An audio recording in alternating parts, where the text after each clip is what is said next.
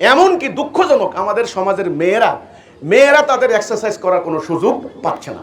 এটা অত্যন্ত দুঃখজনক। আমি বলবো স্কুল কর্তৃপক্ষ এবং আশেপাশের গার্ডিয়ান যারা আছেন, আপনারাও মেয়েদের জন্য আলাদা একটা মাঠের ব্যবস্থা করেন। মেয়েরা তাদের মতো করে তাদের একটু লাফালাফি দৌড়াদৌড়ি, মেয়েরা একটু শরীর চর্চা করুক। একটা মেয়েকে বিয়ে দেওয়ার পর 25-30 বছর না যাইতে মেয়েটা অসুস্থ, ডায়াবেটিস, প্রেশার, এরপরে ঘুম হয় না, নানান ধরনের সমস্যা। এরপরে কয় জিনে পাইছে, হুজুরে কয় জিনে পাইলে আমার কাছে পানি পড়া নেই, এবার চলে গেছে হুজুরের কাছে। এই যে ব্যাপারটা, তাহলে এই যে মেয়েদেরকে সুস্থ সবল নাগরিক হিসাবে গড়ে তোলার দায়িত্ব তোমাদের। আমি একজন মেয়েকে বললাম, বোন তোমার বয়স কত? বললো যে মাম আমার বয়স হলো 30 বছর। তো এখনই তোমার শরীরে ডায়াবেটিস বা প্রেশার কেন? ডাক্তার বলছে হাঁটার জন্য। তো হাঁটো না?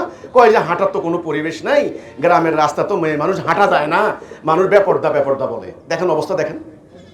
তাইলে একটা মেয়ে ঘরের মধ্যে অসুস্থ রোগা হয়ে মরে যাচ্ছে, সংসারের বোঝা, স্বামীর বোঝা, সন্তানের বোঝা, টোটাল জাতির একটা বোঝা হয়ে গেল, অথচ তার এক্সারসাইজের, তার প্র্যাকটিসের কোনো সুযোগ নাই। এটা কি কোনো প্রগতিশীল সমাজ হতে পারে?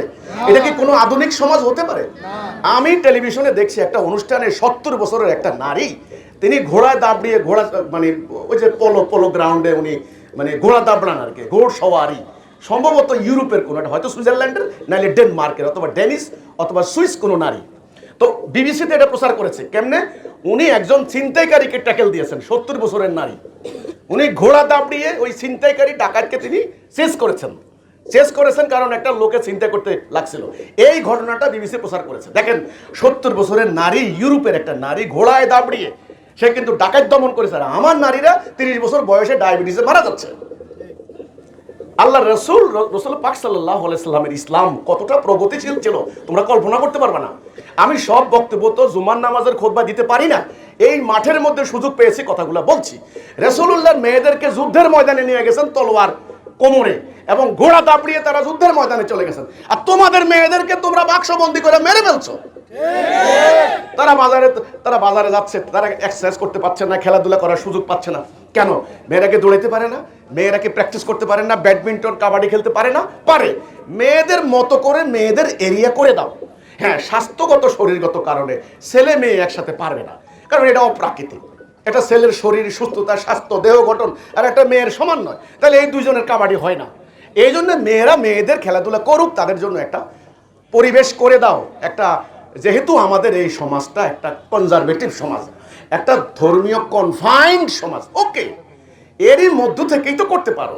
তাদের জন্য একটা আলাদা জায়গা ঠিক করে চতুর্দিকে দেওয়াল দিয়ে বলে দাও যে মেয়েদের স্টেডিয়াম বা মেয়েদের মাঠ, এখানে পুরুষদের প্রবেশ নিষেধ। এটাও তো নাই, ওইটাও তো নাই।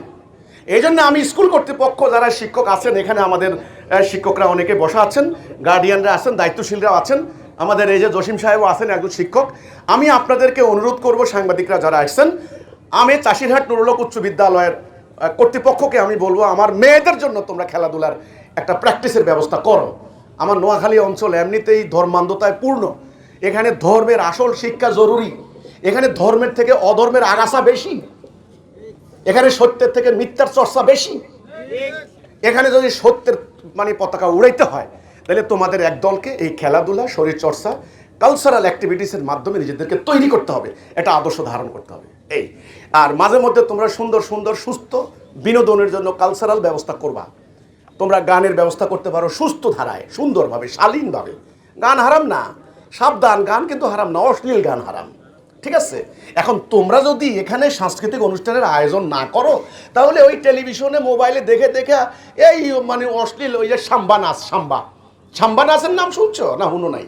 সাম্বা নাচ দেখবা, ওই যে ব্রাজিলের ওরা দলে যায় সাম্বা নাচ দেখায়। তো তুমি যদি আসল কালচারাল অ্যাক্টিভিটিস এখানে প্র্যাকটিস না করো, বৈধ, সুস্থ, তোমার নিজের আবহ বাংলার সংস্কৃতির সঙ্গে সঙ্গতিশীল এবং তোমার ধর্ম বিশ্বাসের সঙ্গে সঙ্গতিশীল, শালীন, সুস্থ, এই ধরনের সাংস্কৃতিক কাব্য চর্চা যদি তোমরা না করো, তাহলে তোমাদের তরুণরা যায় সাম্বা নাচ দেখবো। আর তোমরা এনে ফতোয়া দিবা যা জায়েজ না জায়েজ না জায়েজ, এই কথা করে কোনো লাভ হবে না। কথা ক্লিয়ার হলো কি না?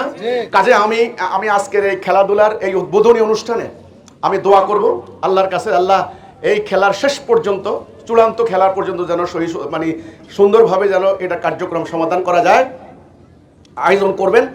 আর আমি একটা কথা বলে যাচ্ছি, শেষ করে দিচ্ছি, রাষ্ট্রের সামগ্রিক অবস্থা কিন্তু ভালো নয়।